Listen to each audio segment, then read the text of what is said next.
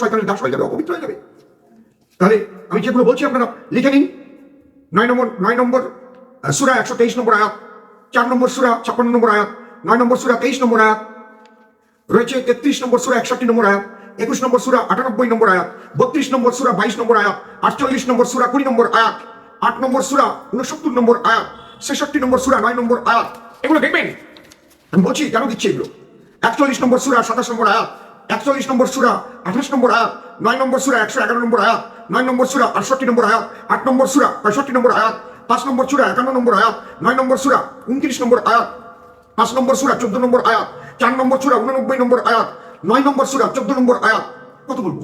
যেটা নিয়ে দিল্লি, যেটা আগেই কোরআন ছিল, সে কোরআন বদরের যুদ্ধে পুড়ে ছাই হয়ে যায়, জেনে রাখুন। এবং তারপরে 27 জনের শয়তানের দল মিলে এই কোরআন লিখেছে, এবং বারে বারে এই কোরআনের মধ্যে এমন এমন জিনিস ঢুকানো হয়েছে, বাচ্চাদের শেখানো হচ্ছে, হে মুসলমানগণ, অমুসলমানদের যেখানে পাইবে সেখানে বন্দী করিবে, নির্মম ভাবে হত্যা করিবে। কোরআনে লেখা। আমি সে ধর্মগ্রন্থ ভরে প্রস্তাব করি, সে ধর্মগ্রন্থ আমি যখন তখন পুড়িয়ে ফেলতে পারি।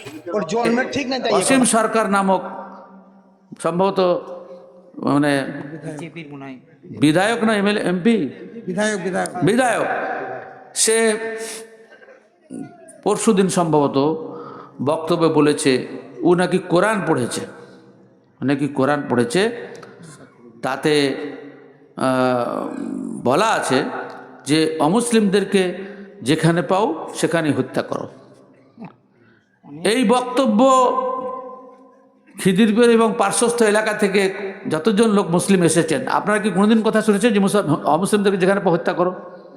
কোনো বক্তার মুখ থেকে শুনেছেন? না, কেউ শুনেনি। অসীম সরকারের 14 পুরুষের ক্ষমতা নাই যেটা প্রমাণ করতে পারে যে কোনো বক্তা বলেছে যে যেখানেই পাও অমুসলিমদেরকে সেখানে হত্যা করো। এটা একটা ফালতু কথা। হ্যাঁ, কোরআন মাজিদে আছে সে কথাটা। আরও একটা কথা বলেছে যে এই কোরআন মাজিদ ধরে পেশাব করে, ওর পেশাবের এত কোরআন মাজিদের উপর পেশাব করি, ওর পেশাবের এত পাওয়ার নাই যে ওখান থেকে সে কোরআন মাজিদের উপর পড়বে। হ্যাঁ, বুড়া, হ্যাঁ, ওর বহু সাক্ষী দেবে যে ওর কতটা শক্তি আছে। তো সে বুড়া বলছে কোরআন মাজিদের উপর পেশাব করবো। হ্যাঁ, কথা ভালো করে বলতে পারে না, বাংলাদেশি মাল। সে বর্ডার পার করে এখানে এসে আশ্রয় দিয়েছে ভারতের সরকার, এটা ওদের সৌভাগ্য। তার উপরে এ ধরনের মারাত্মক কথা বলে। গোটা ভারতবর্ষে এবং গোটা পশ্চিমবাংলায় ওর বিরুদ্ধে প্রচুর এফআইআর হয়েছে। আমরা জমিয়ত আহলে পশ্চিমবাংলার তরফ থেকেও উকিলের পরামর্শ চলছে আমাদের। আমরাও একটা মামলা করবো ইনশাআল্লাহ হলে, যে এবং জঙ্গিপুরে টেনে নিয়ে আসবো। আমাদের অফিস যেহেতু হেড অফিস ওমারপুরে, সেজন্য আমরা জঙ্গিপুর কোর্টেই করবার সিদ্ধান্ত নিয়েছি। আলোচনা চলছে ইনশাআল্লাহ আজিজ। হ্যাঁ, আমরা সেটা হবে ইনশাআল্লাহ আজিজ। তবে আমি ওর বক্তব্যের উত্তর দিই। যে আয়াতটা পড়েছে সেটা হচ্ছে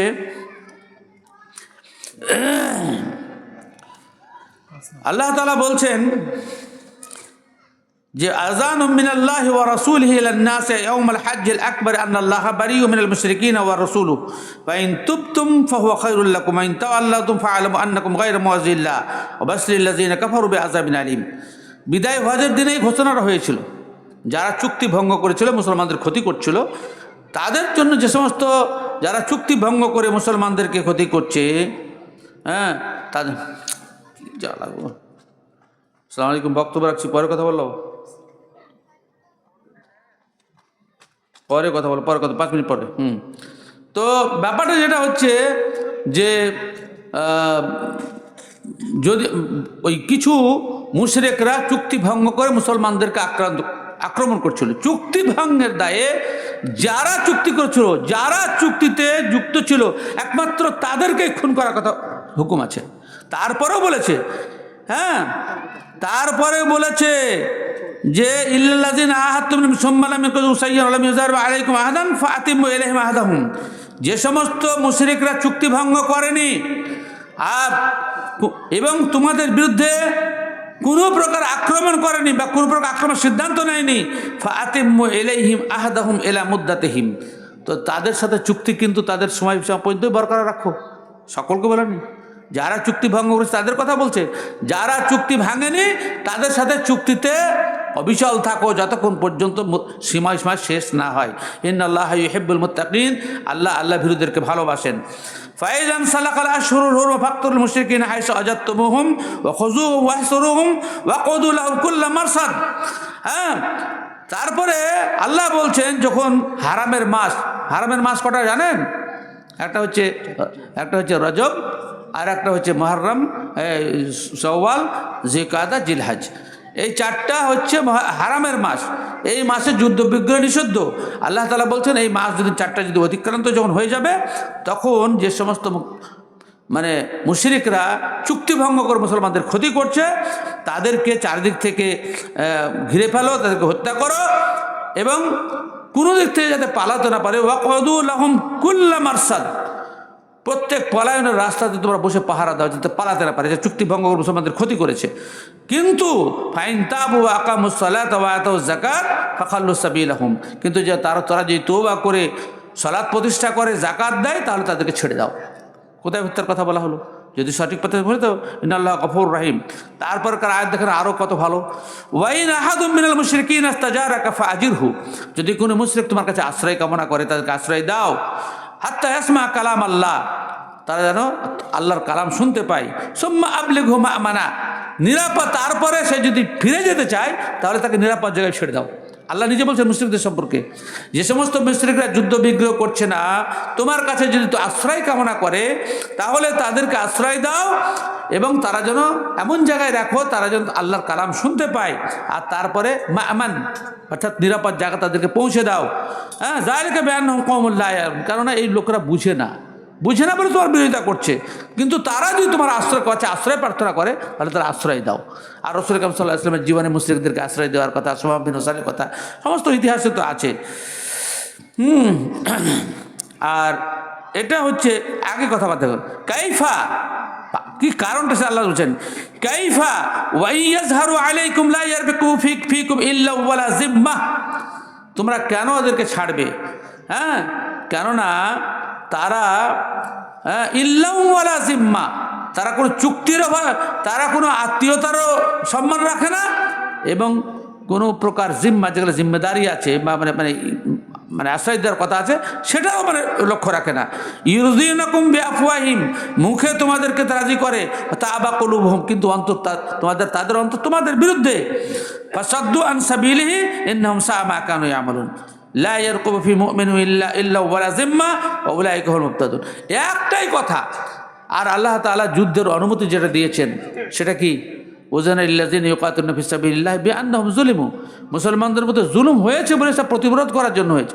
এবং যুদ্ধ বিগ্রহের কথা যেটা এসেছে, আমরা এক দেশে বাস করি, এখানেও কোনো কিছু হলে যুদ্ধ রব হয় সীমান্তে। বাংলাদেশে কিছু হয়েছে, শিলিগুড়ি এলাকা এক কোন বেয়াদব বলে দিল যে চিকেন নেকের উপর থেকে আমরা এই যে এগুলো আছে সবকে ভঙ্গ করে দেবো, দখল করে নেবো, ইত্যাদি ইত্যাদি পায়তারা করছে।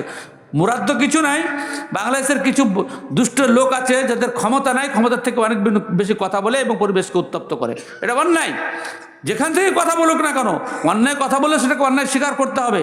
তো তার বিরুদ্ধে ভারতীয় সৈন্যবাহিনী রাস্তায় তারা চলাফেরা করছে, নিরাপদ দেখছেন, কেননা শত্রুকে ছোট ভাবা উচিত নয়, কে কখন কি ক্ষতি করে বসবে, এটা স্বাভাবিক কথা।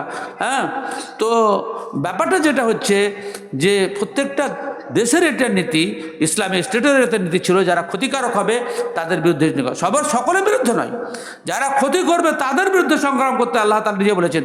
আর এর জন্য অসীম সরকারকে বলবো, কোরআন আপনি পরের মুখ দিয়ে অবশ্যই পড়েছেন, নিজের পড়ার তো ক্ষমতা নেই, আপনি আরবিও জানেন না, তো আপনাকে অনুরোধ করবো সূরা মুমতাহানা একবার পড়ে নেন। আল্লাহ তাআলা কি বলেছেন সূরা মুমতাহানা, তো কত সুন্দর কথা বলেছেন। এবং ইনশাআল্লাহুল আজিজ এই সংখ্যা তো আমাদের পত্রিকায় চলে গেছে, আগামী সংখ্যায় সরলপথ পত্রিকাতে ডিটেলসের ব্যাপারে আমি ইনশাআল্লাহ আমার লেখার ইচ্ছা আছে। আল্লাহ যদি হায়াতে বাঁচিয়ে রাখেন তাহলে আমি ডিটেলস লিখবো সমস্ত কারণগুলো সহ ইনশাআল্লাহুল আজিজ। আর এই ব্যাপারে আপনাদের কাছে বিশেষ অনুরোধ, যে ব্যাপারে যদি কেস হয় এবং এই কেসটা যদি সুপ্রিম কোর্ট পর্যন্ত লড়তেও হয় বিশেষ কারণে, তো আর্থিক সাহায্য সহযোগিতা আমাদের দিনের স্বার্থে আমাদের সকলকে করতে হবে, এটা মনে রাখবেন ইনশাআল্লাহ।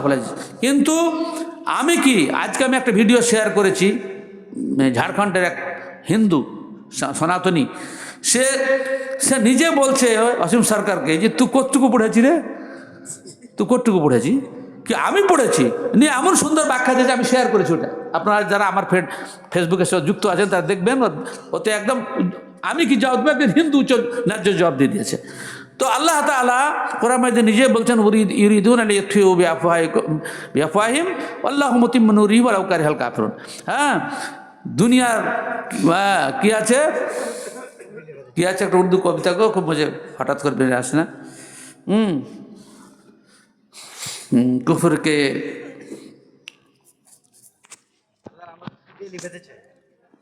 না, একটা সুন্দর উর্দু কবিতা আছে, দুলাইন। कुफर की हरकत पे है खंदजन के फूकू से ये चिराग बुझाया ना जाएगा। একটা শব্দ ছুটে যাচ্ছে সেজন্য তো আল্লাহ এরা যত ইচ্ছা করুক, আল্লাহ রাব্বুল আলামিনের হেফাজতের দায়িত্ব নিয়েছেন কিয়ামত পর্যন্ত। এত হতাশ হবার কোনো শিকার প্রয়োজন নেই।